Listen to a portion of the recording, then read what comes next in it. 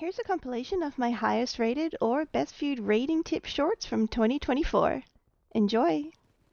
For a 2x1 with 75, match that count of X-Blow to get your prize. For a 2x1 with 82, 8 satchels is what you'll need to do.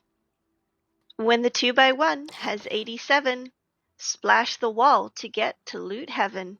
I love using smoke grenades during raid defenses, but they're also extremely useful for raids. A smoke grenade on the backside of a base will impair vision for just over 2 square foundations. This is fantastic for preventing defenders from resealing their bunkers.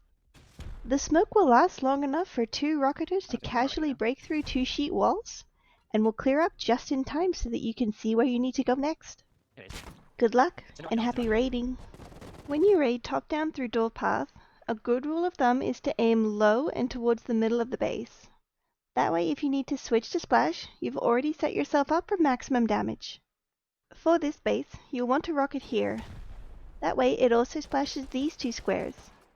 If there's no next door, or if it's open, bonus, you've just saved boom.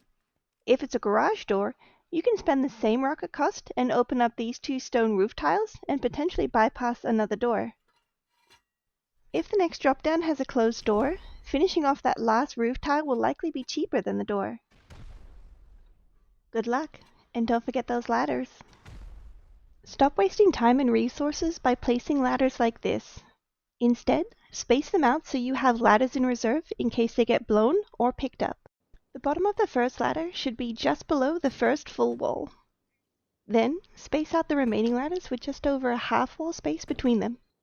The fastest way to climb ladders is to hold shift to sprint and space to jump up the ladders. If you need to get into a window, press jump and crouch while pressing forward. If the ladder already goes to the bottom of the window, just crouch and walk in.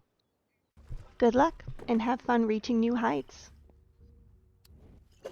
I threw 1000 satchels to test the explosion to dud percentages. For those that dudded, I reignited them to see how many would blow, re-dud, or be picked up. In round 1, 80% of the satchels blew the first time, and 20% were duds. For round 2, I attempted to reignite the dudded satchels. 40% of these were picked up, 43% exploded, and 17% re-dudded. Good luck, and sorry again to the people trying to build while I was blowing stuff up. It's kind of loud everywhere. I did an experiment to see which location is best to aim at with fire arrows to break a TC. I used 6 arrows, and I was surprised that the most commonly used method of shooting the roof wasn't actually the most reliable. I'll show a video of the red target in just a moment. With such unreliable numbers like these, even though it can only take 6 arrows, I'd recommend bringing at least 8 or 10 just to be safe. Here I have my back against the 2x1 wall, and the widest part of the fire arrow is just above the TC. Even though a little bit of the fire bloom bounced off, 6 arrows was still more than enough to destroy it. Good luck, and always keep those fire arrows. If you come across a decayed base you need or want the deployables from, you can easily get the height you need to put fire arrows on the TC. However, if there's only walls and you want the TC contents, you can place 2 twig triangles in order to fire the TC. It can be slow while you wait for the raid blocker to disappear, but if you have the time, it's easy loot. Just probably not stone. Good luck, and enjoy your scavenging. When you're raiding, sometimes instead of fighting, the defenders will hard seal themselves inside their base. They'll have up to 10 minutes to destroy the seal, or they'll have griefed themselves. If they break the seal, you should place a twig frame where it was sealed. That way, if you or the defenders break the seal, that's a guaranteed 30 seconds they won't be able to hard seal themselves in again. Use a frame to allow movement through the area. It also has the bonus of not being soft-sidable, and the smaller collision box makes it much more difficult for a defender to demolish that frame so that they can hard seal again.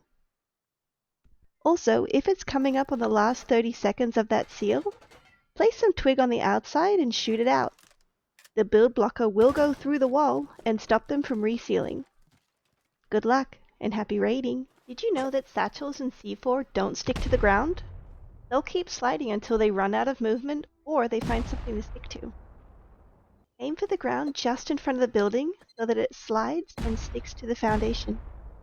However, please take note of the terrain because it can sometimes cause the boom to slide off to the side and miss. Good luck, and have fun on your train heist. When raiding a 2x2, there's typically only 3 places the TC will be. Yes, technically there could be 5, but we're going to assume that the base owner hasn't been griefed and isn't a complete idiot. One way you can look for it is with a build plan.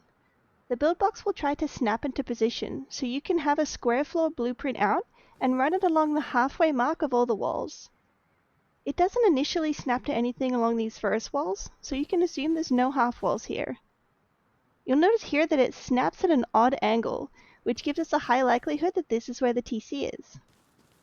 Going further around the base, you'll see that there's a smooth snap here against both sides of this wall. This means this is most likely a half-floor loot room, or potentially a jump up if the base is more than 1 level high. Good luck, and have fun welcoming them to the neighborhood.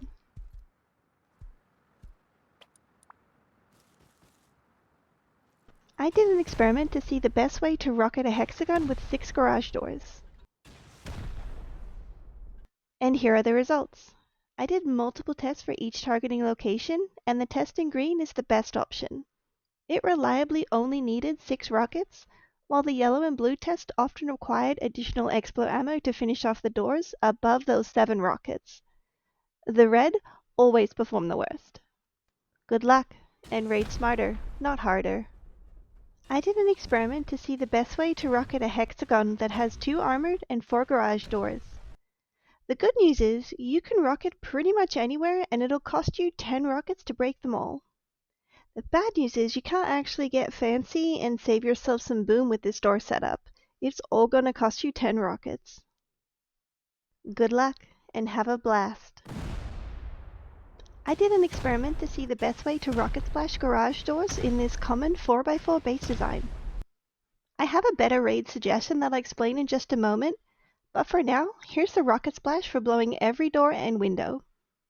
It's a lot more colorful than my other splash experiments, and several of these needed just a handful of Explo ammo to finish them off, so I didn't actually count that in with the extra rocket cost. If you just want the open core loot, you can use 3 rockets on each of the garage door pairs to open up the loot rooms, and then leave. However, if you want to keep pushing down, I'd recommend looking through these windows.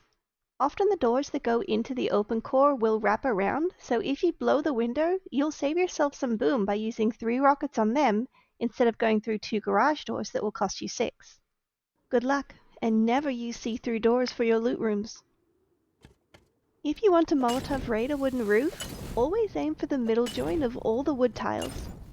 The difference between 6 mollies in the middle of 4 wooden roofs and 6 mollies on a single wooden roof is minimal. If you only have a few health left on the roof, and there's doors blocking the way, you can shoot it out or use any melee tool to finish it off. The salvage sword works best, but machete is also a very good option since it's a default blueprint. Good luck, and remember, sometimes melee There is should the be way one to more. go. Yeah, I killed him too. I just wanted to Oh, be a bit. sweet. Oh. Coming in.